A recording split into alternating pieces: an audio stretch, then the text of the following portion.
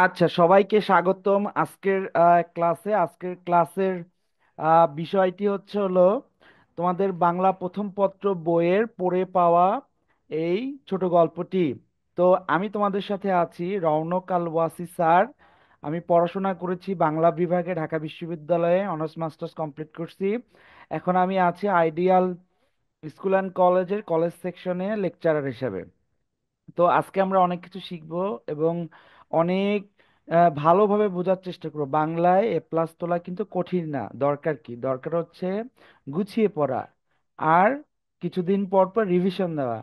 এমন করে পড়বো প্রথমবার পড়াতেই যাতে আমার পড়াটা সহজভাবে হয়ে যায়। আমি এমন করে ভবিষ্যতে চিন্তা করে পড়বো যাতে আমার পড়াটা মানে কয়েকবার একটু রিভিশন দেওয়ার মতো একটা আমি তৈরি করে রাখবো। আবার সাথে সাথে পরীক্ষার জন্য লিখতে হবে যে সৃজনশীল, এই সৃজনশীল তারপরে এমসিকিউ পারবো, এইভাবে বইয়ে আন্ডারলাইন করে রাখবো। তাহলে আজকের ক্লাসে আমি আগেই বলছি স্বাগতম সবাইকে। আমার কথা সুন্দর করে স্পষ্ট শুনতে পাচ্ছ তোমরা? জি স্যার। জি আ- স্যার। আচ্ছা, ঠিক আছে। স্যার। তাহলে আজকে আমাদের গল্পের বিষয় সেটা হলো পড়ে পাওয়া বিভূতিভূষণ বন্দ্যোপাধ্যায়। তাহলে আমরা সবাই মনোযোগ দেই, হ্যাঁ? আচ্ছা, এখন আমাকে সবাই বলো, তোমরা তোমরা কেমন আছো? বাংলা পড়তে কি কঠিন লাগে কার কার? একটু কমেন্টে লিখো তো যে স্যার বাংলা আমার কাছে কঠিন লাগে কি সহজ লাগে, দেখি কার কেমন লাগে। আচ্ছা, নাফি লিখছো যে স্যার বাংলা তো সহজ। হ্যাঁ, বাংলা হচ্ছে আমাদের মাতৃভাষা। তো আমাদের মাতৃভাষা, আমরা বাংলায় কথা বলি, আমাদের কাছে কিন্তু বাংলাটা এত কঠিন লাগবে না, ঠিক আছে না? তাহলে আমরা আমাদের ক্লাস শুরু করে দিলাম। তোমরা মনোযোগ দাও। আমাদের আজকের যে টপিক, এই টপিক হলো আহ পড়ে পাওয়া এই ছোট গল্পটি। তাহলে সবার আগে আমাকে বলো, ছোট গল্প আসলে কি? ছোট গল্প বলতে আমরা কি বুঝি? একজন আহ আচ্ছা, সুমানা লিখছে যে, স্যার আমার কাছে সহজ, বাংলা সহজ লাগে। হ্যাঁ, বাংলা আমাদের মাতৃভাষা, বাংলায় আমরা কথা বলি, বাংলা আমাদের কাছে অবশ্যই কঠিন লাগবে না।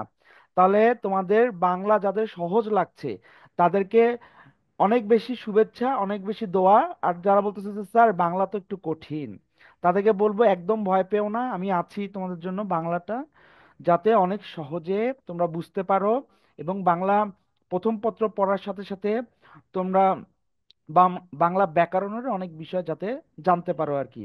তাহলে আমাদের আজকের বিষয় পড়ে পাওয়া। এই যে পড়ে পাওয়া শব্দটা একটু আমরা খেয়াল করি, কেন লেখক বা গল্পকার পড়ে পাওয়া নাম এভাবে দিল? একটা গল্পের নামকরণ এর মধ্যে কিন্তু গল্পের বিষয় অনেক কিছু বলা থাকে। নাম থেকেই কিন্তু বোঝা যায় আসলে গল্পটা কেমন হতে পারে। এই যে নাম পড়ে পাওয়া, এখানে পড়ে একটা ক্রিয়াপদ, পাওয়া একটা ক্রিয়াপদ, মানে আর পড়ে পাওয়া আমরা বুঝি যে কোনো কিছু আমরা কুড়িয়ে পেয়েছি, রাস্তা দিয়ে হোক, কোনো মাঠে হোক, এমন কোনো কিছু যার অন্য একটা মানুষের খুবই গুরুত্বপূর্ণ কোনো বিষয়, সেটি যখন আমরা কুড়িয়ে পাই, এই কুড়িয়ে পাওয়াটাকে আমরা বলি পড়ে পাওয়া। তাহলে পড়ে পাওয়া কি আমরা একটু বুঝতে পারতেছি যে গল্পটা কি হতে পারে? জি স্যার।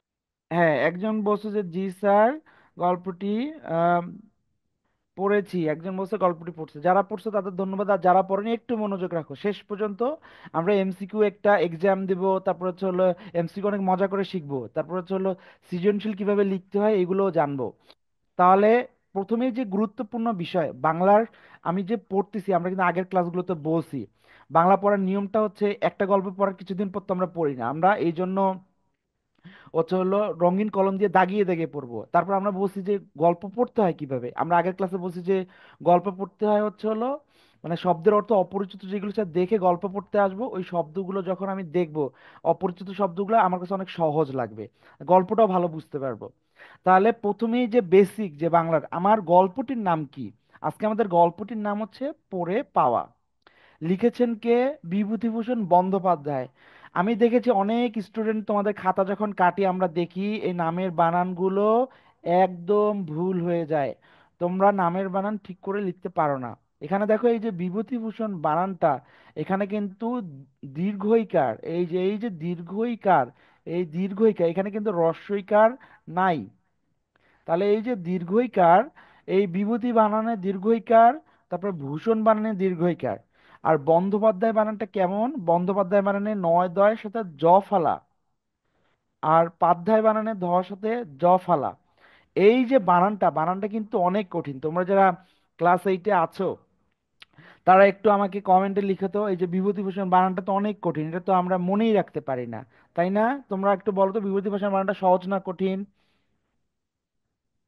হ্যাঁ, সোয়ানা লিখছো যে স্যার আমি এই গল্পটি পড়েছি, গল্পটি তো অনেক সুন্দর একটা গল্প, এবং আমরা সবাই ছোটবেলায় এই গল্পটি পড়ছি। তাহলে হ্যাঁ, একজন লিখছো যে স্যার এটা সহজ। আচ্ছা, যাদেরকে যাদের কাছে সহজ লাগতেছে তাদেরকে হচ্ছে হলো থ্যাংক ইউ যে তোমরা বলতেছো যে তোমাদের কাছে সহজ লাগছে। আচ্ছা, তাহলে আমরা বলতেছিলাম এই যে বিভূতিভূষণ বানানটি আছে, এই বানানটি খুবই ইম্পর্টেন্ট। তাহলে বাংলার যে গল্প বা কবিতা আমরা কিভাবে পড়লে সহজ হবে আমাদের জন্য, আমি কিন্তু বলে ফেলেছি, তারপরে আরেকবার শুনো। গল্পের কিন্তু নাম এবং লেখকের নাম নির্ভুলভাবে জানতে হবে। এটা হচ্ছে একটা বেসিক বা একটা বাংলায় ভালো করার হচ্ছে হলো ট্রিক্স। তাহলে এই গল্পটির আমরা নাম এবং হচ্ছে লেখকের নাম শুনলাম। শোনার পর এখন বিষয় হচ্ছে এই গল্পটি কি বিষয় নিয়ে, বা এই গল্পটি পড়ে আমি কি শিখতে পারবো বা কি জানতে পারবো, এই যে বিষয়গুলো। তাহলে আমাদের পড়ার শুরুতে আমাদের এই বিষয়গুলো একটু দেখে নিতে হবে। এই যে গল্পটি আমরা পড়বো আজকে, এই গল্পের গুরুত্বপূর্ণ কি, গুরুত্বপূর্ণ হচ্ছে পাঠের উদ্দেশ্য। গল্পটি কেন তোমাদের ক্লাস 8-এর বইয়ে, একজন লিখছে নাফিজে স্যার ইজি, আমাকে সাদিয়া বলছে যে আসসালামু আলাইকুম। হ্যাঁ সাদিয়া, ওয়ালাইকুম আসসালাম, ক্লাসে মনোযোগ দাও, তাহলে অনেক কিছু শিখতে পারবে। আমরা যে এই যে পড়াশোনা করি কেন করি আমরা, আমাদের তো জীবনে উদ্দেশ্য আছে ভালো হওয়া বা জীবনে ভালো কিছু করা। তাহলে এই যে গল্প বা বাংলায় যে আমি ভালো হব, ভালো হওয়ার তাহলে বেসিক বিষয়গুলো কি বা কিভাবে হব আমরা ভালো হওয়ার জন্য, এই যে প্রথমে গল্পটি কি বোঝাতে চাচ্ছে, শব্দের অর্থ অপরিচিতগুলো কি, এগুলো একটু দেখে নিয়ে যখন পড়বো, কয়েকবার পড়লেই দেখা যায় আমি অনেক ভালো করতে পারবো। আর সৃজনশীল লেখার ছোট্ট ছোট ট্রিক্স, এই ট্রিক্সগুলো কিন্তু ক্লাসে শিখতে হবে। আমরা ইডু পরিবারে তোমাদের জন্য যে এই সুন্দর ক্লাসগুলো নিয়ে আসছি, তোমরা একটু মনোযোগ দাও, একটু শেখার চেষ্টা করো, হোমওয়ার্ক যেগুলো দেয় সেগুলো করো। দেখবা যে তুমি তোমার বন্ধুদের থেকে অনেক বেশি এগিয়ে থাকবে, পরীক্ষায় অনেক ভালো নাম্বার পাবা। তাহলে দেখো এই যে গল্পটি আমরা পড়বো আজকে, গল্পটি যে এত সুন্দর একটা গল্প, সাসপেন্স রাখতেছি আমি, কিন্তু দেখো এই গল্পটি পড়ার উদ্দেশ্যটা কি। এই গল্প পাঠের মাধ্যমে শিক্ষার্থীর মধ্যে কর্তব্য পরায়ণতা, নৈতিক চেতনা সৃষ্টি হবে। নৈতিক চেতনা মানে কি, যে ন্যায় অন্যায় এই বোধ তৈরি, কোনটা সঠিক কোনটা বেঠিক এটা বুঝতে পারা। এই বিষয়গুলো আমরা আজকে এই যে আমাদের গল্পটি আছে এই গল্পটি কিন্তু শেখার পর বুঝতে পারবো। হ্যাঁ, আমরা কিন্তু গল্পের শেষ পর্যন্ত থাকবো, তাহলে আমরা বুঝতে পারবো যে কেন আমাদের এই যে বলা হলো যে কর্তব্য পরায়ণতা, নৈতিক চেতনা এগুলো সৃষ্টি হবে। তারপর আরেকটা কথা বলা আছে দেখো, নিজের জীবনের প্রতিফলন ঘটাতে সক্ষম হবে। মানে তুমি যখন এই গল্পটি পড়ে সৎ হওয়া, ভালো কাজ করা, মানুষের সুখে দুঃখে পাশে থাকা, এই বিষয়গুলো যখন শিখবো, তাহলে দেখা গেছে আমি আমার জীবনেও এগুলো অ্যাপ্লাই করতে পারবো এবং আমি আমার জীবনেও শিখতে পারবো। একজন লিখছে যে স্যার হচ্ছে হলো ইমেজ আসতেছে না এখন, একটু বলো তো এই ইমেজটা আসতেছে কিনা তোমাদের এখানে। আসতেছে। তাবাসসুম লিখছে যে স্যার আসতেছে। নাফি লিখতেছে জি স্যার। তাহলে একটু তোমার মনে হয় নেটওয়ার্কের সমস্যা ছিল, এখন একটু হচ্ছে হলো মনে হয় ঠিক হয়ে গেছে, তাই না? ঠিক হয়ে গেলে কমেন্টে লিখো তো ঠিক হয়ে গেছে কিনা। হ্যাঁ, সাদিয়া লিখছে যে জি স্যার ঠিক হয়ে গেছে। তাহলে এই গল্প পড়ে আমরা হচ্ছে হলো এই শিখবো হচ্ছে নৈতিকতা ও কর্তব্য পরায়ণতার বিষয়গুলো। আচ্ছা, তারপর একটু দেখো তোমরা, এই যে গল্পটি আমাদের আছে, এই গল্পটির কিছু গুরুত্বপূর্ণ শব্দ আছে। এই যে শব্দগুলো তার মধ্যে দেখা গেছে যে অনেকগুলো হয়তো তোমরা জানো না। তাহলে আমরা যখন আগে দেখে নেব, দেখে নিয়ে গল্প পড়তে যাব, তাহলে গল্পে গিয়ে গল্পটা সহজ লাগবে। আর এই অপরিচিত শব্দ যদি 2-3 বার দেখা হবে তাহলে একটু বেশি মনে থাকার সম্ভাবনা রয়েছে। তাহলে দেখো এখানে বলা আছে দিব্যি, দিব্যি মানে চমৎকার বা আশাতীত ভাবে। তারপর হচ্ছে সংশয়, সংশয় হচ্ছে হলো সংশয় মানে হচ্ছে সন্দেহ করা। তারপর গহনা, গহনা মানে হচ্ছে অলংকার। তারপর হচ্ছে হলো এখানে দেখো অনাবৃত মানে হচ্ছে হলো অবহেলিত বা উপেক্ষিত। এই যে অনাদৃত এই শব্দটা ইম্পর্টেন্ট, তোমরা যারা ক্লাস 8-এ আছো বইয়ের ভাষা যদি লেখার মধ্যে নিয়ে আসতে পারো, তাহলে কিন্তু শিক্ষক মনে করবে তুমি একটু ভালো পারো, বা তুমি যে বাংলাটা পড়ছো, গল্পটা পড়ছো ভালো, আমরা এটা বুঝতে পারবো। তাহলে এই শব্দগুলো আমরা আমাদের লেখায় আনবো, আর এটার জন্য কি একটু প্র্যাকটিস করতে হবে। তাহলে আমরা বললাম স্যার এই যে, দেখা যাচ্ছে না। আচ্ছা, আহ, আচ্ছা নাফি বলছো যে এই সাইডের লেখাগুলো দেখা যাচ্ছে না, এইটা বলতেছো নাকি? জি আচ্ছা, স্যার। এখন কি দেখা যাচ্ছে? না স্যার। এখনো দেখা যাচ্ছে না? না স্যার। আচ্ছা আচ্ছা, একটু দেখো, দাঁড়াও আমি ঠিক করে দেই। আহ,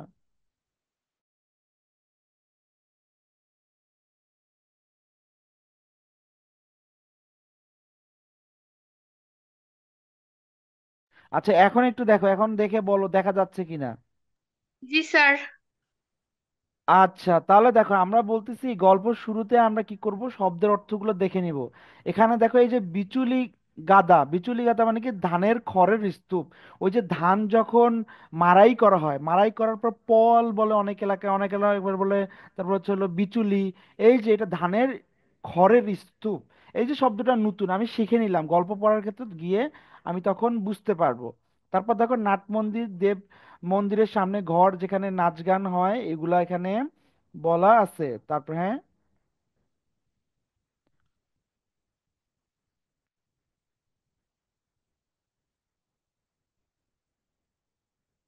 আচ্ছা অনেকে ওয়েটিং এ ছিলা, যারা ওয়েটিং এ ছিলা তাদেরকে আমি জয়েন করে দিলাম।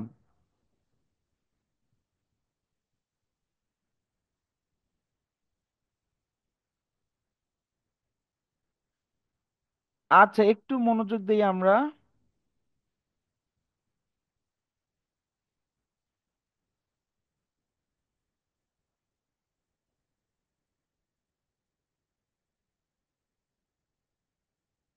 আচ্ছা দেখো, আমরা বললাম বৈষ্ণব, এই যে বৈষ্ণব শব্দটা হরিনাম সংকীর্তন করে জীবিকা অর্জন করে এমন বৈষ্ণব। তারপরে আমরা একটু পরের স্লাইডে দেখি, এখানে বলা হচ্ছে যে দণ্ডবাদ মাটিতে পড়ে সাষ্টাঙ্গ প্রণাম। তারপর হচ্ছে আরি মানে ধান গম ইত্যাদি পরিমাণ বিশেষ।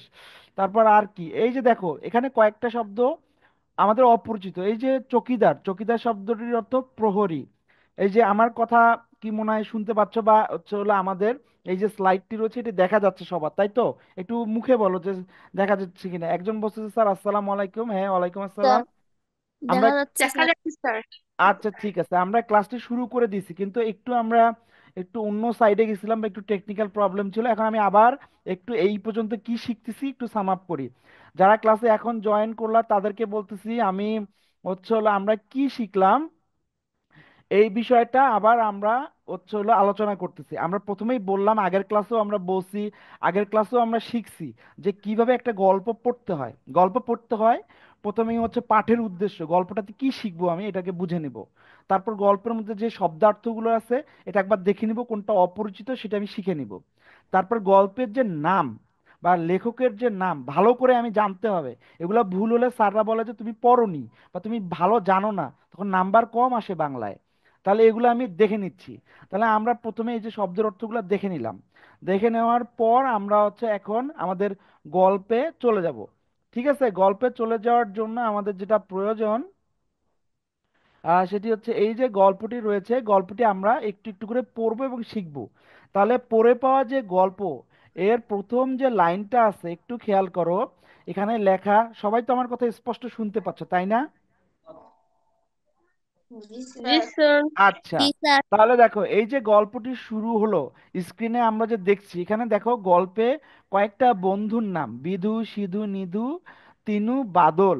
এই যে নামগুলো পরীক্ষায় যদি প্রশ্নতে আসে যে এই নিম্নোক্ত নামগুলোর মধ্যে কোনটি পড়ে পাওয়া গল্পে নেই, তাহলে এই যে বিধু সিধু নিধু নিতু এবং বাদল, তাহলে এই নামগুলো আমাদের কিন্তু অবশ্যই মনে রাখতে হবে। ঠিক আছে, তাহলে এই যে আমি কিন্তু এখানে রঙিন কলম দিয়ে দাগিয়ে নিলাম। এটা দাগিয়ে নেওয়ার কারণটা কি? কারণটা হচ্ছে পরীক্ষার আগে যখন আমি রিভিশন দিব তখন যাতে আমার কাছে অপরিচিত না লাগে, আর আমি গল্প আরেকবার যখন পড়বো, দ্বিতীয়বার পড়বো, তখন যেন বুঝে যাই, যেটা খুবই ইম্পর্টেন্ট একটা লাইন। ঠিক আছে, তোমরাও কিন্তু তোমাদের এই যে বই যে সামনে নিয়ে আসো, বইয়ের মধ্যে দাগিয়ে দাগিয়ে রাখো, তাহলে ভালো শিখতে পারবা। আচ্ছা, এরপরে দেখো কি বললো, বিধু আমাদের দলের মধ্যে বয়সে বড়। বিধু দলের মধ্যে বয়সে বড়, বিধু সম্পর্কে আমরা আরো পরে জানবো। বিধু জ্ঞানেও বড়, বিধুর মধ্যে মানে যে বাস্তবতার জ্ঞান, বিধুর মধ্যে যে উপস্থিত বুদ্ধি, এগুলো অনেক ভালো। তাহলে দেখো এখানে বিধু কি করতেছে, বিধু হচ্ছে হলো, আমরা একটু দেখবো যে বিধু আছে না, বিধু বলতেছে যে আজকে তো আকাশ খারাপ, আজকে তো মেঘ আসতে পারে, মেঘ যে আসতে পারে, তাহলে মেঘ আসলে কি হবে, একটা ঝড় উঠবে। তাহলে এই যে ঝড় উঠবে আমরা বলছি, ঝড় উঠলে কি হবে, আম পড়ে যাবে। এটা কোন মাস? এটা বৈশাখ মাস। তাহলে আম কুড়াই যে আমরা, বা ঝড়ের সময় যে গাছ থেকে আম পড়ে, এটা কোন মাসে পড়ে? কমেন্টে আসসালামু আলাইকুম। ওয়ালাইকুম আসসালাম। ক্লাসে জয়েন করার জন্য বলেন না ধন্যবাদ। কই দেখি। তুমি কি বল? এখানে আমার চালাইছো, হ্যালো কই তো হয় না। হ্যালো কই তো হয় না। সবাইকে মিউট করে দিলে ভালো হয়। হ্যাঁ হ্যাঁ, মিউট করে দিব। তোমাদের অনেকে জয়েন করতেছো ক্লাসে এখন, তাদের জন্য বলতেছি, আমরা ক্লাসটির প্রথম অংশে আলোচনা করছি কিভাবে গল্প পড়তে হয়, এই গল্পটি কিভাবে পড়বো। আমি শেষে, ক্লাসের শেষে আবার একবার তোমাদের জন্য বলে দিব, কিন্তু আমরা গল্প যেহেতু শুরু করে দিয়েছি, তোমরা একটু মনোযোগ দাও। আমরা এখন বলছি যে কিভাবে একটা গল্প থেকে নোট নিব, আমি কিভাবে বইয়ের মধ্যে দাগিয়ে রাখবো যাতে পরীক্ষায় পারা যায়, এবং কিভাবে অ্যানালাইসিস করবো একটা গল্প। তাহলে আমরা প্রথমেই বললাম যে বিধু সিধু নিধু এই লাইনগুলো ইম্পর্টেন্ট। তারপর আমরা বলতেছি বিধু একটু মেধাবী, ওর উপস্থিত বুদ্ধি অনেক ভালো। এখানে বিধু বলতেছে যে আজকে তো কালবৈশাখী ঝড় আসবে, কারণ পশ্চিম আকাশে মেঘ দেখা যাচ্ছে। তাহলে কালবৈশাখী হলে গ্রামের এই ছেলেরা ওরা কি করে, ওরা হচ্ছে হলো আম কুড়াতে যায়। তাহলে দেখো এখানে আমরা পরে পাবো কি, পরে পাবো যে হচ্ছে, এই দেখো গাছপালার মধ্যে দিব্যি রয়েছে। আমাদের অনেকের মনে সন্দেহ যে ওই যে এই যে ওর বন্ধুরা আছে, বিদুর বন্ধুরা কিন্তু সন্দেহ করছে, মনে হয় ঝড় আসবে না, কিন্তু বিদু তো অনেক উপস্থিত বুদ্ধিমান একজন মানুষ। তো সে কিন্তু তাদেরকে অভয় দিছে, বা নিশ্চয়তা দিছে যে বৃষ্টি মানে ঝড় কিন্তু হবে, চলো আমরা আম কুড়াতে যাই।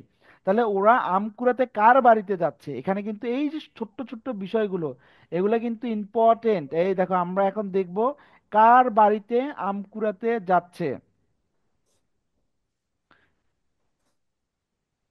এই যে তোমরা একটু আমাকে বলো তো কমেন্টে, তোমরা যারা গল্পটি পড়ছো, এখানে কার বাড়িতে হচ্ছে হলো আম কুড়াতে যাচ্ছে ওরা? হ্যাঁ, একজন হচ্ছে হলো কমেন্টে দিছে যে স্যার আমি তো দাগিয়ে পড়তেছি। হ্যাঁ, তোমাকে ধন্যবাদ। আমরা কিন্তু কয়েকটা শব্দ বলছি, বৈশাখী, তারপরে হচ্ছে হলো বিধু সিধু, এদের নামগুলো এগুলো ইম্পর্টেন্ট। একজন বলছে স্যার আসসালামু আলাইকুম, হ্যাঁ ওয়ালাইকুম আসসালাম। এই যে আমরা বললাম যে নোট নিব আমরা, আমরা কিন্তু বললাম এই যে বিধুরা কার বাসায় হচ্ছে হলো কার জমিতে বা কার গাছের আম কুড়াতে যাচ্ছে, এই যে বই সব, খুলছো?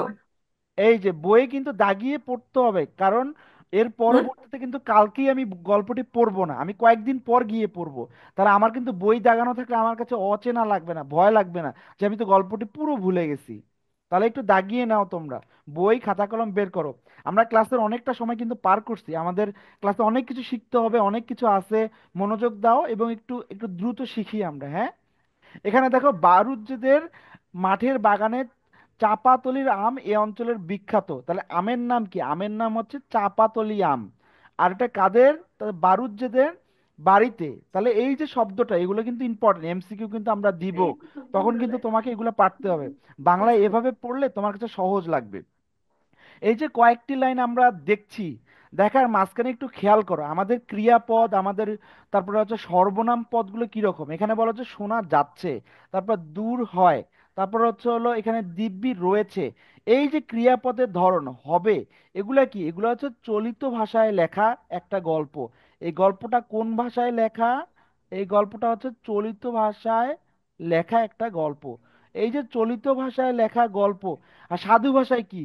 করিয়া, খাইয়া, যাইয়াছি, দূরে চলিয়া গেলাম, এইভাবে থাকতো। এটা না থেকে কি, আমরা যে মুখে যে ভাষায় কথা বলি, ওই ভাষায় এই ক্রিয়াপদগুলো রয়েছে, এই জন্য এই গল্পটি বলবো আমরা চলিত ভাষায় লেখা গল্প। আর আমরা কিন্তু যারা নতুন ক্লাসে এখন জয়েন করছো তাদেরকে বলি, আমরা এই যে গল্প পড়তেছি, গল্প পড়ার ক্ষেত্রে কিন্তু প্রথমেই লেখকের নাম, গল্পকারের নাম এবং যে গল্পর নাম, এগুলো কিন্তু ভালো করে জানতে হবে। তারপর দেখো কি বিধু আমাদের সকল সংশয় দূর করে দিল। যেমন সে চিরকাল আমাদের সকল সংশয় দূর করে এসেছে, সে জানিয়ে দিল যে সে নিজে এখন চাঁপাতলির আমতলায় যাচ্ছে, যার ইচ্ছে হবে সে যেন ওর সঙ্গে যায়। মানে গল্পটার এই পর্যায়ে কি শিখলাম, যে ওরা বন্ধুরা ছিল, ওরা নদীর ধারে কোথাও হয়তো ছিল, ওরা দেখে যে পশ্চিম আকাশে বৈশাখ মাস, ওরা দেখছে যে এখানে হচ্ছে হলো ঝড়ের একটা সম্ভাবনা আছে, কালবৈশাখী ঝড়।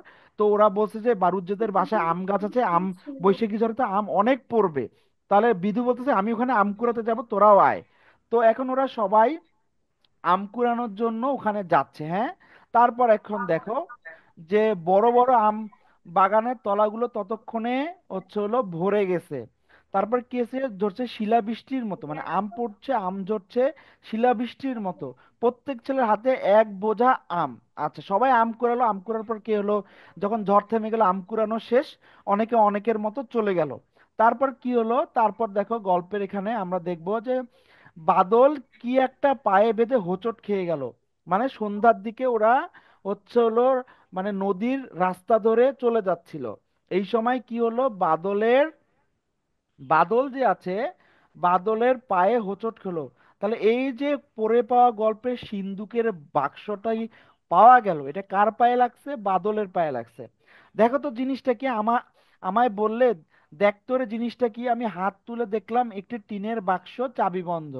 এই যে টিনের বাক্স, গল্পের শেষ অংশে কিন্তু আমরা দেখব যে টিনের বাক্সের মানে রংটা কি। তাহলে এখানে দেখো আমরা বলতেছি যে বাদলের পায়ে টিনের বাক্স লাগলো, এটা চাবি বন্ধ অবস্থায় আছে। তারপরে এ ধরনের টিনের বাক্সকে পাড়াগাঁও অঞ্চলে বলে ডাবল টিনের ক্যাশ বাক্স। এই বাক্সটার নাম কি গ্রাম অঞ্চলে? ডাবল টিনের ক্যাশ বাক্স। এখানে টাকা কড়ি আছে পাড়াগাঁয়ে, এই আমরা জানি।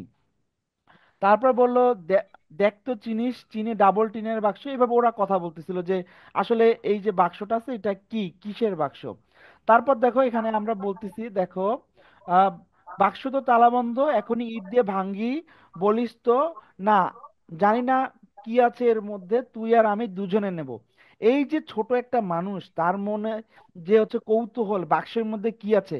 কিন্তু এই গল্প পড়ার সময় আমরা উদ্দেশ্য থেকে জেনেছি এখানে নৈতিকতা, কর্তব্য পরায়ণতা এগুলো আমাদের শেখাবে। তাহলে দেখো এই যে বাদলরা টিনের বাক্সটি পেল, ওরা প্রথমে কিন্তু বললো আমরা দুজন তো পেয়েছি, আমরা একটু ভাগ করে নেই।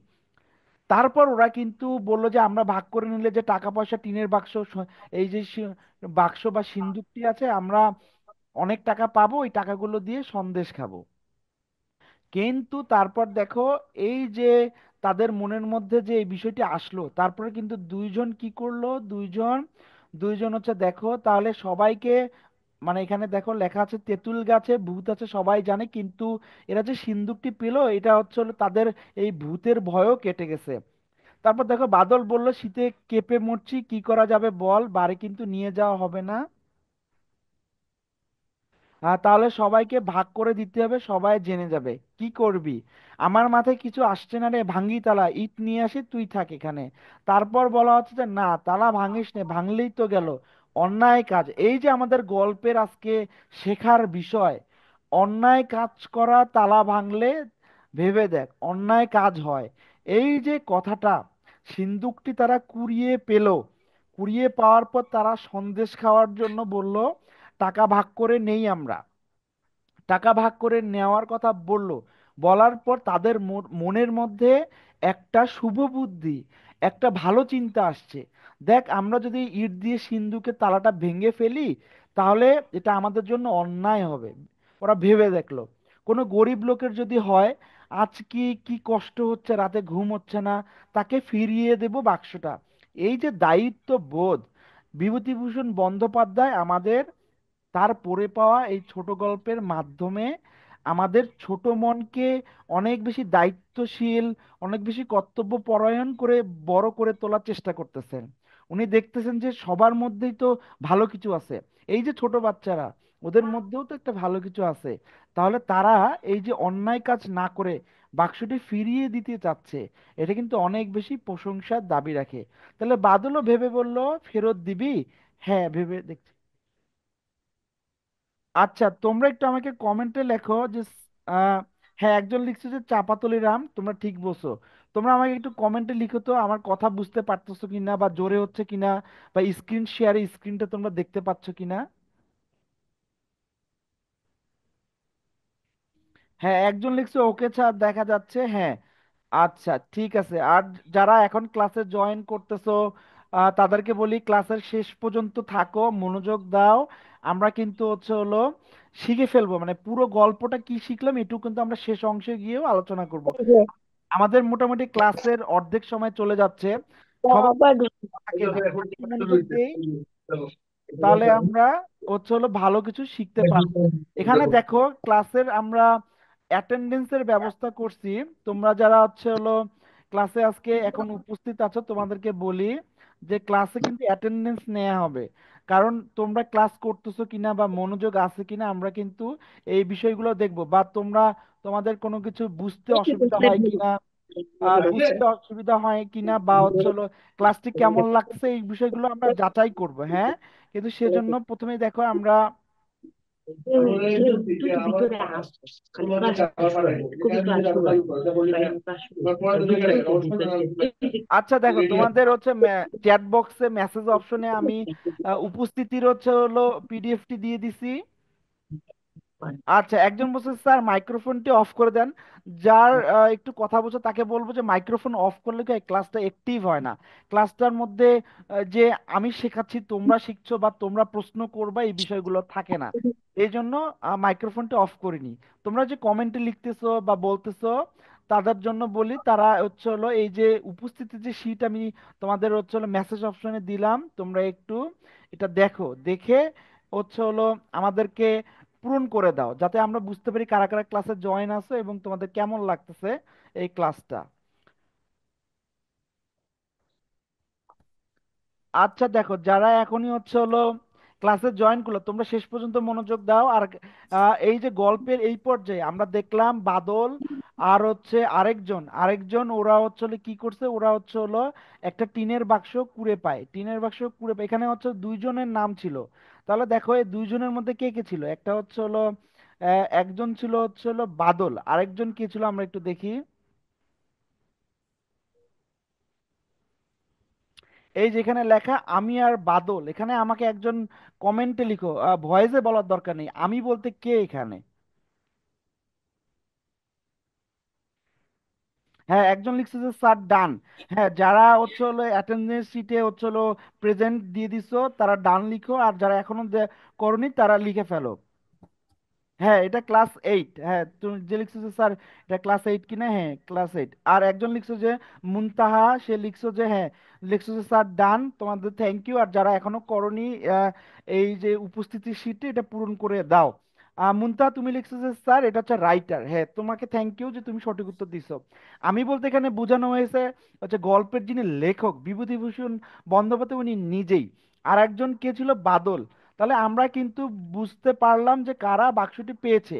আর গল্পের আমরা যেখানে ছিলাম ওখানে আমরা বললাম ওরা অন্যায় করতে চাচ্ছে না, ওরা যে বাক্সটি কুড়িয়ে পেলো এটা ওরা ফেরত দিবে। আচ্ছা, তারপর দেখো এখানে কি আছে। এখানে বলা আছে যে চল সে মতলব বার করতে হবে, অধর্ম করা যাবে না। মানে এই যে টিনের বাক্সটি তারা কুড়িয়ে পেল, যদি কোনো গরিব মানুষের হয়, এই জন্য তারা অধর্ম করতে চাচ্ছে না, ওরা এটা ফিরিয়ে দিতে চাচ্ছে। তারপরে কি এক মুহূর্তে দুইজনের মন বদলে গেল। এই যে মানে টিনের বাক্স ভেঙে টাকা যদি পাওয়া যায় সেখান থেকে সন্দেশ খাবে, সেই বিষয়টি থেকে ওরা টিনের বাক্স যে ফেরত দিতে চাচ্ছে, তাদের মনের যে পরিবর্তন, এইটি হচ্ছে আজকের গল্পের শিক্ষার বিষয়। আমরা যারা ক্লাস 8-এ আছি, আমরা যারা একটু অন্যায় করি, বা আমরা বাবা মার কথা শুনি না, পড়াশোনা করি না, তাদেরকে বলবো একটু মনোযোগ দিতে হবে, একটু আমাদের হচ্ছে নিয়মের মধ্যে থাকতে হবে, একটু পড়াশোনা করতে হবে। তাহলে দেখা গেছে যে আমার জীবনটা অনেক বেশি সুন্দর হবে। কারণ আমরা কিন্তু সবাই চাই, আমরা তোমাদের যারা স্যার আছি, শিক্ষকরা আছি, আমরা যাদের তোমাদের অভিভাবক আছে, আমরা কিন্তু সবাই চাই তুমি ভালো করো জীবনে। তাহলে এই পর্যায়ে কিন্তু আমরা এটা বুঝে গেলাম। দুজনেই ধার্মিক হয়ে উঠলো। বাক্স ফেরত দেওয়ার কথা মনে আসতেই আমাদের অদ্ভুত পরিবর্তন হলো। বাক্স নিয়ে মানে জল ঝরে ভিজে সন্ধ্যার পর অন্ধকারে বাড়ি চড়ে এলাম। বাদলদের বাড়ির বিচুলি গাধায় লুকিয়ে রাখা হলো বাক্সটা। তারপর ওরা কি করলো, সব বন্ধুরা মিলে একটা মিটিং করলো। মিটিং করার পর ওরা ঠিক করলো এই বাক্সটা যে ফেরত দিবে, ওরা কিভাবে ফেরত দিবে, কিভাবে কি করবে। তারপর ওদের যে ওই যে পণ্ডিত বন্ধু, এটার নাম কি, বিধু, বিধুর কাছ থেকে ওরা পরামর্শ চাইলো। বিধু কি বললো, ঘুড়ির মাপে কাগজ কেটে নিয়ে আয় দেখি। বিধুর হুকুম অমান্য করার সাধ্য আমাদের নেই। দুই তিনখানা কাগজ ওই মাপে কেটে ওর সামনে হাজির করা হলো। বিধু বললে, লেখ, বাদল লিখুক, বাদলের হাতের লেখা সুন্দর। তাহলে এই যে গল্পটি রয়েছে, এই গল্পটার হাতের লেখা সুন্দর কার? হাতের লেখা সুন্দর বাদলের। তাহলে তোমরা কমেন্টে লিখো যে হাতের লেখা সুন্দর কার। তারপর নুসরাত লিখছে যে স্যার হচ্ছে হলো আমি বলতে আপনি যে একটু আগে প্রশ্ন করেছিলেন এটার উত্তর হচ্ছে লেখক। তোমাকে ধন্যবাদ নুসরাত। তারপর দেখো এখানে আমরা বলতেছি যে হ্যাঁ, অনেকেই লিখতেছো বাদলের, হ্যাঁ তোমাদের ধন্যবাদ। এই যে বাক্সটি কিন্তু বাদলও আর লেখক কুড়িয়ে পেয়েছে। এইভাবে নোট করতে হবে, নোট করলে এরপরে কয়েকদিন পর, আমি বারবার করে বলতেছি, অনেক দিন পর গল্পটি পড়লে তখন এসে আর অপরিচিত লাগবে না, এবং তুমি ভালো এমসিকিউ অ্যান্সার করতে পারবে, জ্ঞানমূলকে ভালো করতে পারবে। ঠিক আছে, আমরা তাহলে গল্পের একটু আগিয়ে এগিয়ে যাই। ওরা হচ্ছে হলো তারপরে হচ্ছে হলো কাগজের মধ্যে লিখলো, কাগজের মধ্যে লিখে আমতলায়, তারপর হচ্ছে হলো বটের তলায়, গাছের যেগুলো গ্রামের মধ্যে প্রাচীন গাছ আছে এগুলোর মধ্যে টাঙ্গিয়ে দিল। তারপর দেখো 3 দিন হয়ে গেছে, 3 দিন পর একজন আসছে। 3 দিন পরে একজন লোক কালো মতো, লোকটা কি কালো মতো, আমরা কিন্তু আমাদের নৈর্ব্যক্তিক উত্তরে এগুলো পাবো, দেখবো তখন তোমরা কেমন উত্তর করতে পারো। ঠিক আছে, কয়দিন পর? 3 দিন পর, এটা কিন্তু একটা গুরুত্বপূর্ণ এমসিকিউ। তারপর কালো মতো লোক আমাদের চণ্ডী মণ্ডপের সামনে আসলো। তার আগে বলে রাখি, এই যে টিনের বাক্সটি কুড়িয়ে পাওয়া গেল, এটা কিন্তু রায়দের বাড়িতে হচ্ছে হলো যোগাযোগ করার জন্য বলা হয়েছে। এই যে দেখো এখানে লেখা আছে, এখানে একটু দেখো, আমরা যে আচ্ছা, এখানে যে আমরা টিনের বাক্সটি পেলাম, এটা এখানে কি লেখা, এখানে একটু আমরা দেখি। আচ্ছা, একটু আমরা দেখি কোথায় ওই লাইনটা। এই দেখো, এই যে টিনের বাক্সটি পাওয়া গেল, বাক্সটি হচ্ছে রায়বাড়িতে খোঁজ করতে বলা হলো। এই যে ছোট্ট ছোট্ট এমসিকিউ গুলা, এটা কোন বাড়িতে, কোথায় এটা হচ্ছে সংগ্রহ করতে বলা হলো? তাহলে এটা কোথায়? রায়বাড়িতে। একজন লিখছে স্যার কথা আস্তে শোনা যাচ্ছে। হ্যাঁ, আমি কথা একটু কম আস্তেই বললাম। আচ্ছা, এখন কথা আস্তে শোনা যাচ্ছে। আরেকজন লিখছে স্যার কথা আস্তে শোনা যাচ্ছে। এখন তো আমার মনে হয় কথা শোনা যাচ্ছে, তাই না? আচ্ছা, গল্পের মনোযোগ দাও। ওরা হচ্ছে হলো আহ হচ্ছে টিনের বাক্স যে কুড়িয়ে পেলো রায়বাড়িতে হচ্ছে খোঁজ করতে বলা হলো। রায়বাড়িতে খোঁজ করার পর 3 দিন পর একজন আসলেন কালো মতো লোক। উনি হচ্ছে চণ্ডী মণ্ডপের সামনে এসে বলল, ওনার নাম হচ্ছে ইদির ভূষণ। কার নাম? আমার নাম। কি চাই? একটা বাক্স আপনারা কুড়িয়ে পেয়েছেন, বিকৃত কাঠের বাক্স, না যাও। মানে ওই যে লোক, উনি হচ্ছে হলো আসল মালিক না, উনি বললো যে কাঠের বাক্স হারিয়ে গেছে, তো ওনারা তাকে চলে যেতে বললেন। আহ তারপর দেখো লোকটা অপ্রতিভ বিধুকে খবর দিতে এসে সে বললো, ওর নয় রে, লোভে পড়ে এসেছে। তারপর দেখো আর 3-4 দিন আবার কেটে গেল, ওই 3 দিনের পর আবার 3-4 দিন কেটে গেল। বিধুর কাছে একজন লোক এলো, তারপরে তার বর্ণনা মিলল না। বিধু তাকে বিদায় করে দিল পত্রপাঠ। তারপর দেখো বর্ষা পড়ে গেল ভীষণ, সেবার আমাদের নদীতে এলো ভীষণ বন্যা। তারপর দেখো বড় বড় গাছ ভেসে যেতে লাগলো, দু একটা গরু ভেসে যেতে লাগলো, মানে বিদ্যুতের যে এলাকা আছে, বিদ্যুতের এলাকাটায় হচ্ছে হলো আহ বন্যা আসছে। বন্যা আসে কি হচ্ছে, এরপর দেখো খুবই গুরুত্বপূর্ণ একটা এমসিকিউ। এই যে অম্বরপুর, এই যে অম্বরপুর, অম্বরপুরের কাপালিক, এই যে এখানে একটা নতুন শব্দ আমরা পেলাম, কাপালিক। এই যে কাপালিক মানে তো আমরা নর্মালি, আমরা সাধারণত জানি না। তাহলে আমি যদি শব্দের অর্থগুলো একবার দেখে নিতাম, ওখানে যদি কাপালিক শব্দটা একবার দেখে বুঝে আসতাম, তাহলে গল্পটা আমাদের জন্য সহজ হতো না? একটু তোমরা ভয়েসে আমাকে বলো তো, সহজ হতো কিনা? জি স্যার। হ্যাঁ, জি একজন বলছে, স্যার। হ্যাঁ একজন বলছে যে জি স্যার, হ্যাঁ অবশ্যই। তাহলে আমরা শব্দের অর্থে একটু যাই তো দেখি। আমাদের এই যে কাপালিক যে শব্দটি আছে, এটা আমাদের শব্দের অর্থে আমরা পাই কিনা। এই যে দেখো, কাপালিক শব্দের অর্থ কি? তান্ত্রিক হিন্দু সম্প্রদায়, যারা তন্ত্র মন্ত্র করে। কাপালিক মানে আরেকটা অর্থ আছে, যারা হচ্ছে হলো ফসল ফলিয়ে বা কৃষি কাজ করে জীবন চালায়। যারা মানে হিন্দু সম্প্রদায়ের মধ্যে তন্ত্র পড়ে, পূজা করে, তন্ত্র করে, বা হচ্ছে হলো জাদু করে, এই ধরনের যারা তান্ত্রিক সম্প্রদায় তাদেরকে কাপালিক বলা হয়।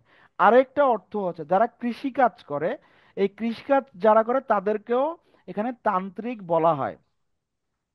ঠিক আছে, তারপর দেখো আমাদের এই যে উম, আমাদের পিডিএফটি আছে, আমরা আমাদের পিডিএফটি একটু দেখি।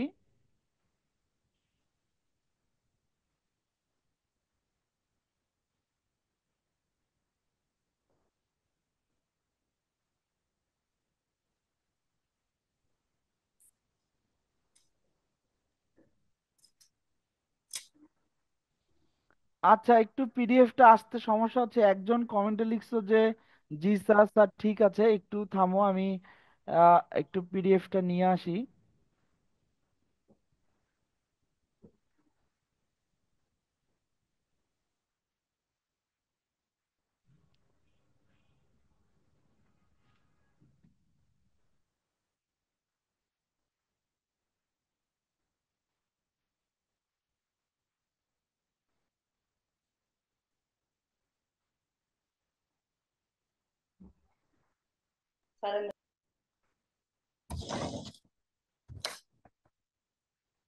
একটু মনোযোগ দেই, আমরা গল্পের যে পর্যায়ে ছিলাম, আমার কথা তো শোনা যাচ্ছে এবং স্ক্রিনে তো দেখা যাচ্ছে, তাই না? জি স্যার। জি স্যার। আচ্ছা, আমরা তাহলে দেখলাম 3-4 দিন পর হচ্ছে একজন লোক আসছিলেন, তার হচ্ছে তারও এই টিনের বাক্সটি না। তারপর দেখো আমরা বলতেছি অম্বরপুরে হচ্ছে কাপালিকরা নিরাশ্রয় হয়ে গেল। কেন? কারণ হচ্ছে তাদের নদীতে বন্যা চলে আসছে। তারপর দেখো নদীর চরে ওদের ছোট ছোট ঘর বাড়ি, সেবার দেখে এসেছি কি চমৎকার পটলের আবাদ, কুমড়োর ক্ষেত ছিল, 2 পয়সা আয় পেত তরকারি বেচতে। এই যে আমরা বললাম কাপালিক মানে যারা কৃষি কাজ করে বা যারা তান্ত্রিক সম্প্রদায়, কিন্তু ঘর বাড়ির ছোট ছোট বা যারা কৃষি কাজ করে, এটা আরেকটা অর্থ বোঝায়। তাহলে কাপালিক মানে আমরা বুঝে গেলাম। তাহলে শব্দের অর্থ আগে দেখে আমরা গল্পটি পড়ার চেষ্টা করব। আচ্ছা, তারপর দেখো সবাই বলতো অম্বলপুরে চরে কাপালিকরা সর্বশান্ত হয়ে গেছে, কারণ নদীতে তারা ভেসে গেছে। এক বিকেলে আমাদের চণ্ডী মণ্ডপে একটা লোক আসলো, বাবা এসে হাত বাক্সের সামনে তাকে হচ্ছে হলো কি করলো, তাকে নিয়ে জমাজমির হিসাব দেখছেন। গ্রামের ভাদুই কুমোর কুয়ো কাটার মজুরি নিতে এসেছে। এই যে ভাদুই হচ্ছে কুমোর, এই যে কথাটা, এটা কিন্তু ইম্পর্টেন্ট একটা লাইন, যে কুয়ো বানানোর কুয়োর মজুরি নিতে এসেছে কে? ভাদুই কুমোর, কুমোর আর কি, ভাদুই কুমোর কুয়ো কাটার মজুরি নিতে এসেছে। তারপর দেখো বাবা বললেন এসো কল্যাণ হোক, কোথা থেকে আসা হচ্ছে? আগে অম্বরপুর থেকে। এই যে অম্বরপুর, এটা কিন্তু ইম্পর্টেন্ট, আমরা কাপালিক। তারপর তার সাথে বলা হলো, সে কথায় কথায় বলল তাকে খেয়ে যেতে বলল, কথায় কথায় বলল যে তার হচ্ছে হলো, একটু দেখো এই যে গল্পের খুবই গুরুত্বপূর্ণ হচ্ছে হলো, আমরা লাইনে চলে আসছি। লোকটি দীর্ঘ নিঃশ্বাস ফেলে বললে যে তা খাবো, মানে তাকে খেতে যেতে বলা হলো। খাচ্ছি তো আপনাদের দুরবস্থা যখন শুরু হয় ঠাকুর মশাই। এই যে গত জ্যৈষ্ঠী মাসে নির্বিষ খোলার হাট থেকে পটল বেচে ফিরছে, এই যে গল্পের বিষয়, ছোট মেয়েটার বিয়ে দেব বলে গহনা গড়িয়ে আনছিলাম, প্রায় 250 টাকার গহনা ও পটল বেচার টাকা নগদ 50টি। একটি টিনের বাক্সের ভেতর ছিল, সেটা যে হাটের থেকে ফিরবার পথে গরুর গাড়িতে কোথায় পড়ে গেল তার আর খোঁজেই হলো না। সেই হলো শুরু, তারপর হলো এই বন্যে। বাবা বলেন বলো কি, এতগুলো টাকা গহনা হারালে? অদৃষ্টে একেই বলে অদৃষ্টে। আর যেগুলো হাতে থাকলে? আমি কান খাড়া করে শুনছিলাম, বলে উঠলাম কি রঙের বাক্স? তখন ওই কাপালিক বলল এটা সবুজ টিনের। বাবা আমাদের বাক্সের ব্যাপারে কিছুই জানে না, আমায় ধমক দিলেন তুমি পড়ো না, তোমার সে খোঁজ কি দরকার? বইপত্তর ফেলে উঠে পড়েছি। তারপর একবারে এক চোটে বিদুর বাড়ি গিয়ে হাজির। বিদু আমার কথা শুনে বলে দাঁড়া, সিধু ও তিনুকে নিয়ে আসি, ওরা সাক্ষী থাকবে। এই যে ওরা দেখলো যে কাপালিক সঠিক কথা বলছে সিন্দুকটি সম্পর্কে, তারা সব বন্ধুরা মিলে আসলো। তারপর আধা ঘন্টার মধ্যে চণ্ডী মণ্ডপের সামনে ছোট একটা ভিড় জমে গেল। বাক্স ফেরত পেয়ে সেই লোকটা হকচকিয়ে গেল, চোখ দিয়ে জল পড়তে লাগলো। কেবল আমার মুখের দিকে চায় আর বলে, ঠাকুরমশাই আপনারা মানুষ না দেবতা, গরিবের ওপর এত দয়া আপনাদের। তারপর বিধু অত সহজে ভুলার পাত্র না, সে বললে দেখে নাও সব মাল ঠিক আছে কিনা। এই যে দেখো বিধু, বিধু কিন্তু অনেক বেশি বাস্তবতা সচেতন মানুষ। এত ছোট বয়সে তার পরিণতি বা তার মনের যে পরিণয় বা তার যে বাস্তবতার অভিজ্ঞতা, এটা অনেক বেশি, সে অনেক পরিণত একজন মানুষ। এরকম কেন জানি কিছুক্ষণ পর পরই। আচ্ছা, তোমরা ক্লাসে একটু মনোযোগ দাও, আমরা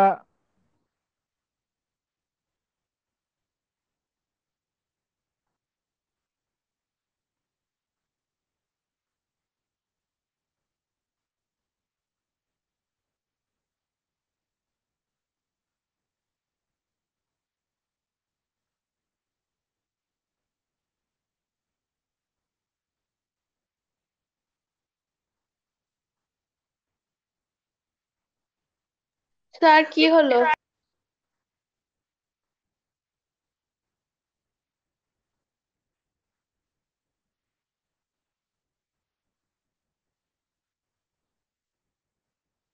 ও শিট। ও আচ্ছা, আমার ভয়েসটা মিউট হয়ে গেছিল। এখন দেখো তো, এখন কথা শোনা স্যার কি যাচ্ছে কিনা? হলো? হ্যাঁ, হ্যালো, এখন কথা শোনা যাচ্ছে না? জি স্যার, জি আমরা স্যার। শুনতে হ্যাঁ, একটু জি স্যার। নেট প্রবলেম ঠিক ছিল, আছে মানে স্যার। আমার ভয়েসটা অফ হয়ে গেছিল। তাহলে আমরা গল্পের শেষ পর্যায়ে চলে এসেছি, কি শিখতেছি আমরা? এই যে গরিব মানুষকে তার যে টিনের বাক্সটা ফেরত দেওয়া হলো, একটা জটলা হলো রায়বাড়িতে, যে এই ছোট বাচ্চারা এত ভালো একটা কাজ করছে, কিন্তু বিধু ওদের ছোট হলেও সে কিন্তু অনেক বেশি সচেতন। সে কিন্তু বলছে দেখেন আপনার সব মাল ঠিক আছে কিনা। তারপর লিখে বললো যে একটা রসিদ লিখে দাও, কাকা বাবু আপনি একটা কাগজ দিন ওকে, লিখে লিখতে জানো তো। এই যে বলা হলো, বলার পর কি হলো, আমার বাবা এমন অবাক হয়ে ব্যাপার দেখেন যে তার মুখটি একটি কথাও বেরোলো না। সবাই বলল যে বিধু জীবনে অনেক ভালো উকিল হতে পারবে। সে, তার যে এত বাস্তবতা জ্ঞান, ছোট বয়সের যে এত ভালো বুঝ, এটা অনেক বেশি প্রশংসার দাবি রাখে। তাহলে এক কথায়, যারা ক্লাসে এখনই জয়েন করছো তাদের জন্য বলবো, এই গল্পের উদ্দেশ্য পড়ে নিয়ে গল্পটি আমরা পড়তে গেলাম, গুরুত্বপূর্ণ লাইনগুলো আমরা দাগিয়ে নিলাম। এখানে আমরা বললাম এই যে গরিবের ওপর এত দয়া আপনাদের, এইটা যদি আমরা সৃজনশীলে লিখতে পারি যে এই গল্পের আকর্ষণীয় লাইন কি, বা এই যে বিধুরা যে অন্যায় করবে না, যে অন্যায় অধর্ম করা যাবে না, এই যে শব্দগুলো আমরা যদি আমাদের সৃজনশীল লেখায় আনি, তাহলে কিন্তু আমরা ভালো নাম্বার তুলতে সক্ষম হব। তাহলে গল্পটির একদম লাস্ট অংশে আমরা কি বুঝতে পারলাম? আমরা বুঝতে পারলাম যে এখানে কিছু ছোট মানুষ, যারা হচ্ছে হলো বয়সে অনেক ছোট, কিন্তু তাদের তাদের বুঝার ক্ষমতা অনেক বেশি পরিণত। তারা একটি ছোট্ট টিনের বাক্স, গহনা টাকায় ভর্তি ছিল, 200 টাকার গহনা, 50 টাকা পটল বেচা টাকা, এগুলো ছিল একজন কাপালিকের। তারা পেয়ে গেল, লোভ করেনি, সন্দেশ খেতে চায়নি বাদলরা। তারা ফেরত দিতে চেয়েছে, কিভাবে ফেরত দিল তারা বুদ্ধি করলো। বিধু বলল যে আমরা হচ্ছে হলো আমরা টাঙ্গিয়ে দেবো ওই গাছের মধ্যে, যে একটা আমরা সিন্দুক কুড়িয়ে পেয়েছি। অনেক মানুষ আসলো, তারা মিথ্যে কথা নিয়ে আসছিল, তাদেরকে সিন্দুক দেওয়া গেল না। একজন কাপালিক আসলো, সে তার কথার সাথে যখন মিলে গেল যে যে সেই আসল মালিক, তাকে যখন দেওয়া হলো সে অনেক বেশি মানে কৃপা হলো, এবং সে যখন যে তাদের বেশি অনেক বেশি গ্রেটফুল, যে শব্দটা আমরা বলি, যে প্রতিদান, যে তারা বললো যে আপনারা এত ভালো মানুষ। এই যে কাপালিক বলল আপনাদের এত গরিবের উপর দয়া, তাহলে সবাই এটা প্রশংসা পেল। এই যে ছোট মানুষরা যে এই যে প্রশংসার কাজ করলো, গল্পের এটা গুরুত্বপূর্ণ একটা চুম্বক অংশ। কিন্তু বিধু ওদের যে বন্ধুটার একটু বুঝ ভালো, সে কিন্তু দমে যাওয়ার পাত্র না। সে বললো যে আপনি লিখে দেন যে সবকিছু আছে কিনা, আমাদের এই বুঝটা দরকার, আমাদের সচেতনভাবে জীবনে চলতে হবে। তাহলে গল্পটি পড়ে আমরা এই বিষয়গুলো শিখলাম। এখন বিষয় হলো কিভাবে আমরা সৃজনশীল উত্তর করব, সেই বিষয়গুলো আমরা একটু দেখি। আমাদের এই যে গল্পটি আছে, আমরা এই গল্পের এখন সৃজনশীল অংশে একটু যাব, যে দেখবো আমরা সৃজনশীল কিভাবে অ্যান্সার করতে হয়। তারপর গল্পের শেষ অংশে, আমাদের ক্লাসের শেষ অংশে একটা এমসিকিউ সেগমেন্ট আছে। আমরা আশা করি যে তোমরা এমসিকিউ গুলো ভালো অ্যান্সার করতে পারবে। তাহলে দেখো, এই যে সৃজনশীল আমাদের প্রশ্নটি আছে, একটু স্ক্রিনে দেখো তো তোমরা দেখতে পাচ্ছ কিনা সৃজনশীল প্রশ্নটি। না স্যার, দেখা যাচ্ছে না। এখন দেখো তো দেখা যাচ্ছে কিনা। না স্যার। এখন দেখা যাচ্ছে না? হচ্ছে না। স্যার হচ্ছে না। জি স্যার, দেখা যাইতাছে। আচ্ছা, স্যার এখন দেখা যাচ্ছে।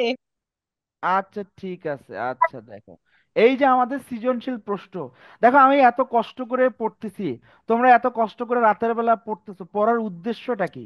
পড়ার কারণটা হচ্ছে পরীক্ষায় ভালো করা। তাহলে আমরা সৃজনশীল কিভাবে লিখবো একটু আমরা দেখি। তাহলে দেখো, এখানে লেখা আছে যে আরিফ ট্যাক্সি ক্যাব চালিয়ে জীবিকা নির্বাহ করে, একদিন একজন আরোহী গন্তব্যে পৌঁছে দিয়ে সে বিশ্রাম নিচ্ছিল।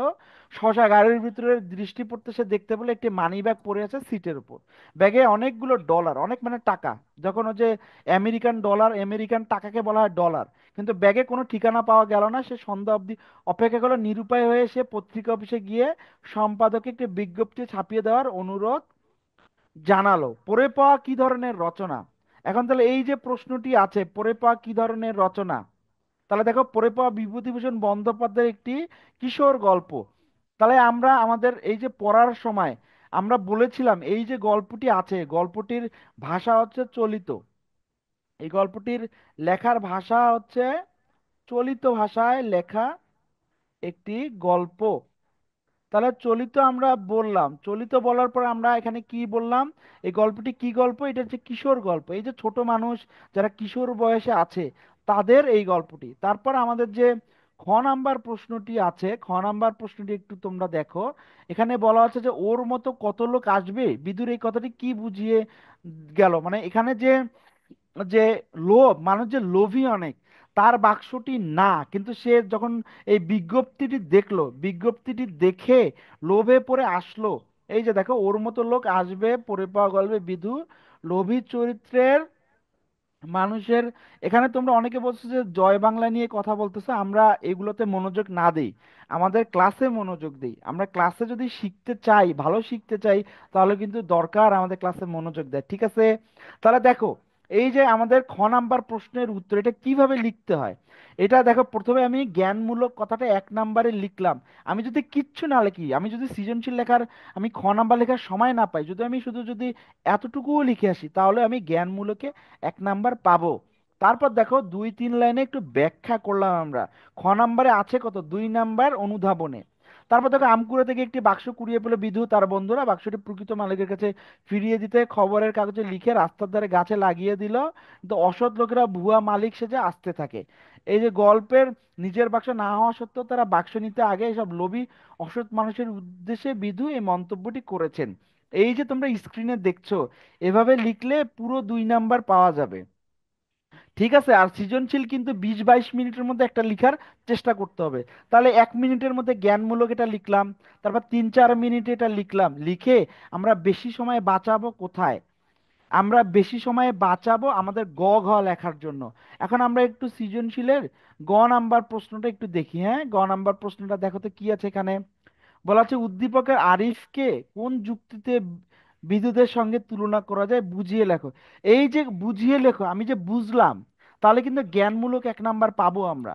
তাহলে আমরা আমাদের এই যে ঘ নাম্বার প্রশ্নের উত্তরে একটু যাই, একটু দেখি। এখানে দেখো, সৎ ও দায়িত্বশীল চারিত্রিক বৈশিষ্ট্যের দিক থেকে আরিফকে বলা হচ্ছে এই যে, আচ্ছা, আরিফ বিধু চরিত্রের সঙ্গে তুলনা করা যায়। সৎ ও দায়িত্বশীল চারিত্রিক বৈশিষ্ট্য, এই যে বইয়ের ভাষায় এভাবে আমরা লিখতেছি। আমরা এই যে গল্পের শেষ দিকে আমরা পাঠ পরিচিতি দেখবো, যে পাঠ পরিচিতি থেকেও কিভাবে নোট করতে হয়। এই যে বইয়ের ভাষায় লিখলাম, তাহলে শিক্ষক মনে করবেন তুমি ভালো জানো এবং গল্পটি সম্পর্কে তোমার ভালো দখল আছে। তাহলে বাংলায় কিন্তু অনায়াসে ভালো নাম্বার তোলা যাবে। সৃজনশীলের 10-এ 10 পাওয়া কিন্তু কঠিন না, এভাবে লিখতে হবে।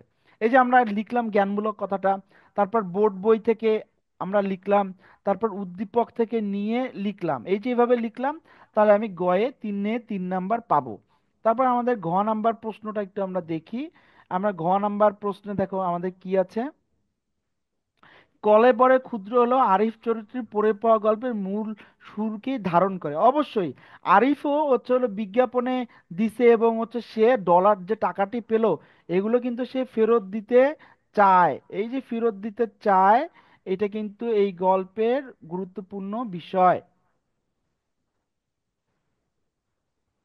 আচ্ছা দেখো, এই যে আমাদের প্রশ্নের উত্তর, আমরা ঘ নাম্বার একটু দেখি।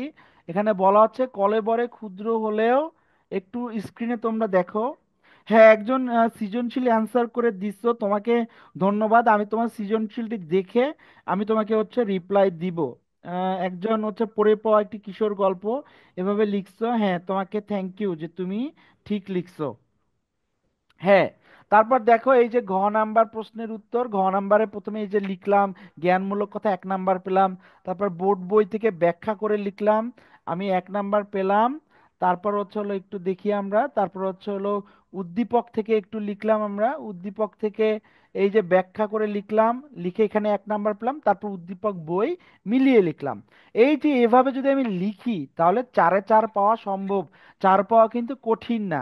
তাহলে তোমাদের আজকের হোমওয়ার্ক, অনেকে লিখছো ওই যে হচ্ছে হলো হচ্ছে মাহি মাহি হচ্ছে হলো উত্তর করছো যে স্যার আমাদের হোমওয়ার্ক কি? তোমাদের হোমওয়ার্ক হচ্ছে এই যে পড়ে পাওয়া গল্পটি আছে এর হচ্ছে নৈবিত্তিক, তোমাদের যে বইয়ের নৈবিত্তিক এবং সৃজনশীলটি আছে, সৃজনশীলটি লিখবা, লিখে আমাদের হোয়াটসঅ্যাপ গ্রুপ আছে তোমাদের, ওখানে দিয়ে দিবা। আচ্ছা, এরপরে আমরা কি দেখবো এখানে দেখো, আমাদের যে গল্পটি আছে এই গল্পের আমরা হচ্ছে হলো এই যে পাঠ পরিচিতি আমাদের আছে, পাঠ পরিচিতিটা আমরা একটু দেখি।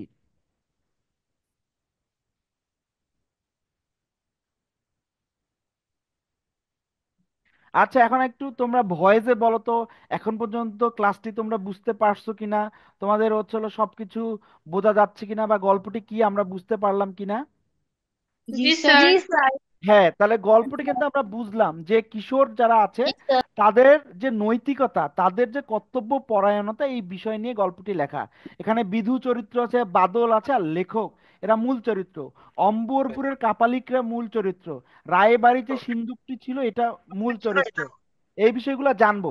তারপর আমরা দেখলাম সৃজনশীল কিভাবে লিখতে হয়। এরপর আসলে এই যে পাঠ পরিচিতি, পাঠ পরিচিতি থেকে নোট করে করে পড়তে হয়। দেখো, লেখক দেখিয়েছেন এই গল্পে বয়সে ছোট হলেও কি হবে, তাদের নৈতিক অবস্থান বেশ দৃঢ়। এই গল্পে কিশোরদের ঐক্য চেতনা যেমন পরিচয় পাওয়া যায়, তেমনি তাদের উন্নত মানবিক বোধের প্রকাশ ঘটেছে। তোমরা যদি সৃজনশীলে লেখো যে এই গল্পে কিশোর বয়সী যারা ছিলেন বা তোমাদের বয়সী যারা, তাদের উন্নত মানবিক বোধের প্রকাশ ঘটেছে, এই যে শব্দটা উন্নত মানবিক বোধ, আমি যদি পাঠ পরিচিতি না পড়ি তাহলে কি এভাবে সুন্দর করে গুছিয়ে লিখতে পারবো? গুছিয়ে লিখতে কিন্তু পারবো না। তারপর দেখো এখানে লেখা আছে তাদের চারিত্রিক দৃঢ়তার পাশাপাশি তীক্ষ্ণ বিবেচনা বোধও, তাদের তীক্ষ্ণ বিবেচনা বোধও হচ্ছে হলো পাঠকের দৃষ্টি আকর্ষণ করে। কিশোরদের এমন সততা, নিষ্ঠা, কর্তব্যবোধ বয়োজ্যেষ্ঠরাও বিস্মিত ও অভিভূত। কিশোররা যখন ঐক্যবদ্ধ হয়ে সিদ্ধান্ত গ্রহণ করে, তখন তো তাদের মধ্যে যে সবচেয়ে বেশি বুদ্ধিমান ও বিবেচক তাকে মান্য করে তার উপর আস্থা স্থাপন করে। এটি এই গল্পের একটি গুরুত্বপূর্ণ দিক। দরিদ্র অসহায় মানুষের প্রতি ভালোবাসার চরিত্র ফুটে উঠেছে এই গল্পে। তাহলে এইভাবে হচ্ছিল, এই দেখো আমি কিন্তু পাঠ পরিচিতিতে সবকিছু দাগাইনি, সবকিছু কিন্তু আমি দাগাইনি। আমি হচ্ছে গুরুত্বপূর্ণ যে কথাগুলো, গুরুত্বপূর্ণ যে লাইনগুলো, এই যে গুরুত্বপূর্ণ লাইনগুলো, গুরুত্বপূর্ণ শব্দগুলো, উন্নত মানবিক বোধ, সততা, নিষ্ঠা, কর্তব্য বোধ, এই যে এভাবে দাগিয়ে রাখতেছি, এইগুলো যদি আমরা আমাদের লিখায় আনতে পারি তাহলে কিন্তু আমি অনেক ভালো নাম্বার তুলতে সক্ষম হব পরীক্ষায়। আর বাংলা কিন্তু কঠিন না, একটু বুঝে এবং যেগুলো গুরুত্বপূর্ণ সেগুলো দাগিয়ে নিয়ে বারবার চর্চা করতে হবে। আর এটা হয়ে যাবে, তুমি আজকে একবার পড়ছো, তুমি ভালো দখল নিতে পারলা না, তুমি কয়েকদিন পর আরেকবার পড়ো, দেখবা যে অনেক ভালো পারতেছো, কারণ এটা আমাদের মাতৃভাষা। আমরা বাংলা সহজেই ভালো করতে পারবো। তাহলে এই পর্যায়ে গল্পটি আশা করি ভালো বুঝতে পারছো। তার পাশাপাশি আমাদের আরেকটা কি লাগবে, আমাদের লাগবে হচ্ছে হলো কবি পরিচিতি একটু জানা। কবির কি কি আমাদের ইম্পর্টেন্ট জানতে হবে, আমাদের জানতে হবে কবির জন্ম মৃত্যু কবে, কবির হচ্ছে লিখনীগুলো কি কি আছে, কবির পথের পাঁচালী ও অপরাজিত উপন্যাস যেমন তার শ্রেষ্ঠ কীর্তি, তেমনি বাংলা সাহিত্যের অমূল্য সম্পদ। তার অন্যান্য রচনা হচ্ছিল গল্প গ্রন্থ, এভাবেই কিন্তু মুখস্থ করতে হবে। গল্প গ্রন্থ হচ্ছে মেঘ মোল্লার মৌরি ফুল। আমরা পরীক্ষায় দিব বিভূতিভূষণ বন্দ্যোপাধ্যায়ের গল্প গ্রন্থ কোনটা, তখন তোমাকে বলতে পারতে হবে মেঘমল্লার মৌরি ফুল। তারপর ভ্রমণ দিনলিপিকে তৃণাঙ্কুর। তারপর উপন্যাস কি আরণ্যক ইছামতি। তারপর হচ্ছে স্মৃতি কিশোর উপন্যাস কি চাঁদের পাহাড়, মিসমিদের কবচ, হীরামানিকের জলে। উনি জন্মগ্রহণ করছে কত 1894, মৃত্যুবরণ করছে 1950।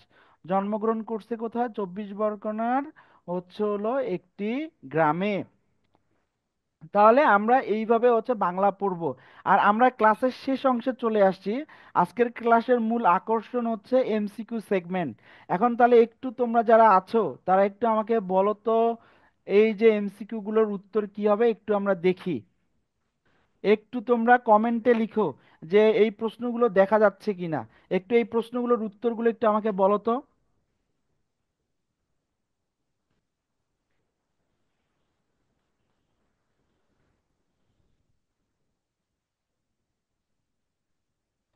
হ্যাঁ, একজন কমেন্টে লিখছো যে স্যার প্রথম প্রশ্নের উত্তর, হ্যাঁ আমি বলবো। হ্যাঁ, তোমরা যারা কমেন্টে এখনো লিখতেছো না একটু লিখো, একটু হচ্ছে হলো প্রশ্নগুলোর উত্তর দাও। আর আমি হচ্ছে তোমাদের রওনক আল ওয়াসিস স্যার, তোমাদের সাথে ছিলাম ক্লাসে। তো তোমরা যারা হচ্ছে হলো ক্লাসে আছো, ক্লাসটি ভালো বুঝতে পারছো, তাদেরকে ধন্যবাদ। আর ক্লাসে এই পর্যায়ে একটু আমরা এমসিকিউ গুলো শিখি, শিখে একটু বোঝার চেষ্টা করি। হ্যাঁ, একজন লিখছে তাবাসসুম যে স্যার 3 দিন, নোটিশ দেওয়ার কয়দিন পরে একজন কালো লোক আসলো 3 দিন। তোমার উত্তর ঠিক। তারপর হচ্ছে হলো আফসানা খাতুন, তুমি লিখছো যে 3 দিন। মাহি লিখছে যে স্যার উত্তর হবে গ। তারপর ইসমাত লিখছে যে স্যার 3 দিন। তারপর হচ্ছে ইউজার ও লিখছো যে হচ্ছে হলো উত্তর হবে হচ্ছে হলো ক। তারপর হচ্ছে মোহাম্মদ মারুফ, তুমি উত্তর করছো হচ্ছে খ। এই যে এখন তোমরা উত্তর করে এভাবে দুই দুই লিখে পাশে উত্তরটি লিখো। তাহলে এই 2 নম্বর প্রশ্নের উত্তরটি কি হবে? পড়ে পাওয়া গল্পের কাহিনীর সময়টা কখনকার? হ্যাঁ, তারপর তো চলো দেব, দেব তোমার উত্তর হচ্ছে ঠিক, তুমি 3 লিখছো। তারপরে হচ্ছে হলো আশফাক আহমেদ, তুমি লিখছো খ। দেব তুমি লিখছো কালবৈশাখী, হ্যাঁ। কান্তি তুমি লিখছো ক, হ্যাঁ, তোমাদের উত্তর ঠিক হচ্ছে, ঠিক হচ্ছে। তারপর হচ্ছে আশফাক আহমেদ তুমি লিখছো ক। সোহানা তুমি লিখছো ক, হ্যাঁ ঠিক আছে। এর পরের প্রশ্নে আমরা যাই। এই যে প্রশ্ন 3 4, 3 4 উত্তর কি হবে একটু বলো। তাহলে তোমরা একটু দেখো, দেখে বলো যে বোঝা যাচ্ছে কিনা। হ্যাঁ, একজন লিখছো যে স্যার কিশোরদের দলের সর্দার ছিল হচ্ছে হলো হ্যাঁ, তোমার উত্তর ঠিক হচ্ছে, হ্যাঁ। কিশোরদের হচ্ছে হলো ছিল হচ্ছে হলো বিধু, বিধু হচ্ছে ছিল তাদের সর্দার। তারপর পরে পাওয়া টিনের বাক্সটি কোন রঙের ছিল? এই যে আমি তোমাদের পড়ানোর সময় বলছিলাম যে টিনের বাক্সের রং সম্পর্কে আমি জানতে চাবো।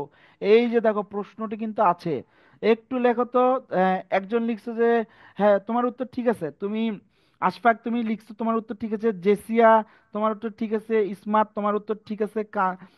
কানিতা, কানিতা তোমার উত্তর ঠিক আছে। তারপর হচ্ছে হলো তাবাসসুম তোমার উত্তর ঠিক আছে। মাহি তোমার উত্তর ঠিক আছে। সোয়ানা তোমার উত্তর ঠিক আছে।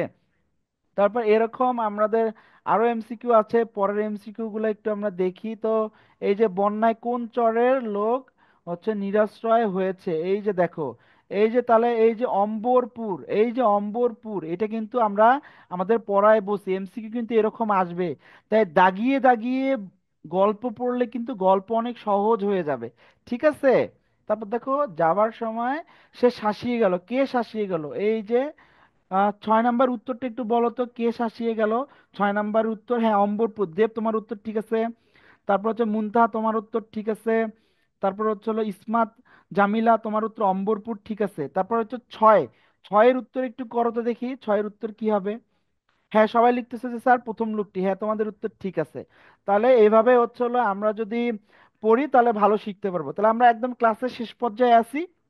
তোমাদের হচ্ছে আজকে আমরা যেটা বলতেছি যে এই গল্পটি পড়ে আমরা কি শিখলাম? আমরা গল্পটি পড়ে শিখলাম যে কিশোর বয়সে আমরা যারা আছি আমরা হচ্ছে হলো আহ কর্তব্য পরায়ণতা, নৈতিক চেতনা সৃষ্টি হবে।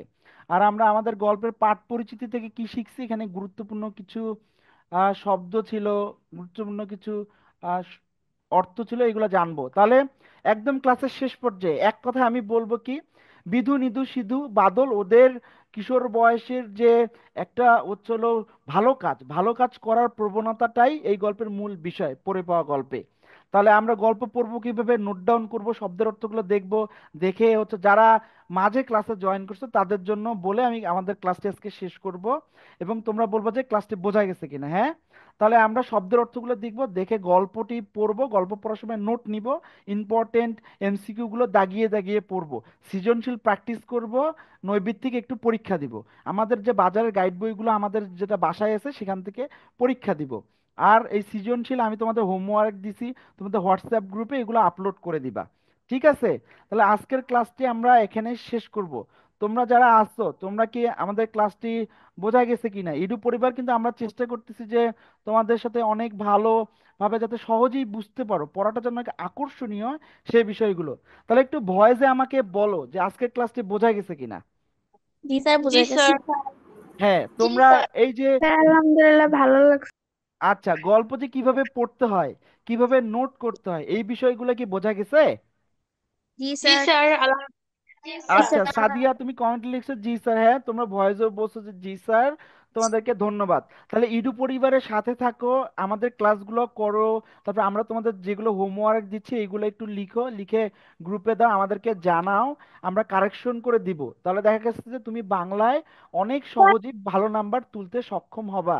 আর বাংলা কিন্তু কঠিন না, বাংলা কিন্তু সহজ। দেখো না আজকের গল্পটা কত সহজ করে আমরা পড়লাম, ঠিক আছে না? স্যার হোমওয়ার্ক কি? হ্যাঁ, স্যার হোমওয়ার্ক হচ্ছে এই যে পড়ে পাওয়া গল্পটি যে সৃজনশীল আছে না তোমাদের বাংলা বইয়ে, ওই সৃজনশীলটা লিখে তোমাদের হোয়াটসঅ্যাপ গ্রুপে আপলোড করে দিবা, যে স্যার আমি এইভাবে লিখছি। এই আপলোড করে দিলে আমরা ওখানে দেখবো, দেখে তোমাদের ফিডব্যাক আবার জানাবো, ঠিক আছে? জি স্যার। আচ্ছা, আসসালামু আলাইকুম। তাহলে আজকের ক্লাসটা জি এখানে স্যার। শেষ করতেছি। তোমরা যারা মনোযোগ দিয়ে ক্লাসটি করলা তোমাদেরকে অনেক বেশি শুভেচ্ছা এবং ধন্যবাদ। নেক্সট ক্লাসে দেখা হবে, সেই পর্যন্ত আসসালামু আলাইকুম। ভালো থাকো, সুস্থ থাকো, হ্যাঁ? আসসালামু আচ্ছা, আলাইকুম আসসালামু আলাইকুম। স্যার। আচ্ছা, আসসালামু হ্যাঁ, আলাইকুম। হ্যাঁ, ওয়ালাইকুম আসসালামু আসসালাম। আলাইকুম স্যার। ওয়ালাইকুম আসসালাম। স্যার আসসালামু আলাইকুম। হ্যাঁ, ওয়ালাইকুম আসসালাম। স্যার আসসালামু আলাইকুম। স্যার হ্যাঁ, ওয়ালাইকুম আসসালামু আসসালাম। আলাইকুম। হ্যাঁ, তোমাদের সবাইকে ধন্যবাদ। আসসালামু আলাইকুম। ওয়ালাইকুম আসসালাম। ওয়ালাইকুম আসসালাম।